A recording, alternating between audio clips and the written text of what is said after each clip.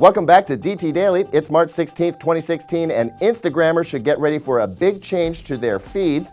Announced today, Instagram will transition away from a straight chronological feed in favor of an algorithmically based one that is supposed to put the most important stuff right at the top. Instagram reckons the average user misses well over half of what's in their feed, much of it very relevant to what they want to see. This new feed is based on factors such as the likelihood you'll be interested in the content, your relationship with the person posting it, and the timeliness of the post. Instagram isn't rolling this all out at once, though. The social media platform says it will start testing slowly, but that eventually uninteresting posts could be filtered out entirely.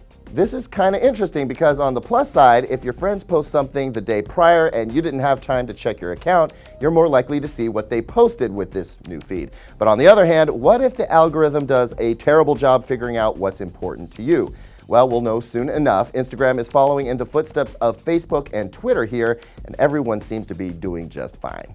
Sony formally announced the PlayStation VR yesterday, and for anyone wondering if it would be less expensive than the Oculus Rift or HTC Vive, the answer appears to be yes, sort of. The VR kit is priced at $400, but you'll need a PlayStation camera and motion controller, so if you don't already have them, that's another $110. Oh, and if you don't have a PlayStation 4 yet, tack on another $300 or so, and now you're up to as much as $850. Obviously, though, Sony is targeting existing PS4 owners, so this does represent a pretty exciting opportunity to get into VR gaming on a very well-established platform. You can learn more about what comes in PlayStation's VR kit due this October at the link below. Finally, Uber has a new feature that may be of interest to families. It's called Family Profiles, and it lets anyone on the list pay for the ride without necessarily entering their own credit card. This is great because Johnny may need a ride home from the dance and you already caved and gave him his own cell phone, but you definitely don't want to give that kid a credit card. Trust me on this one, okay? I know from personal experience.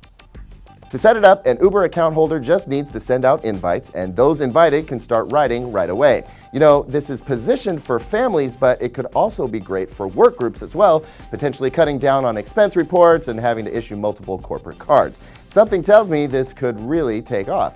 And that's it for DT Daily today. Thanks for liking us on Facebook and subscribing to our YouTube channel. We'll see you right back here tomorrow.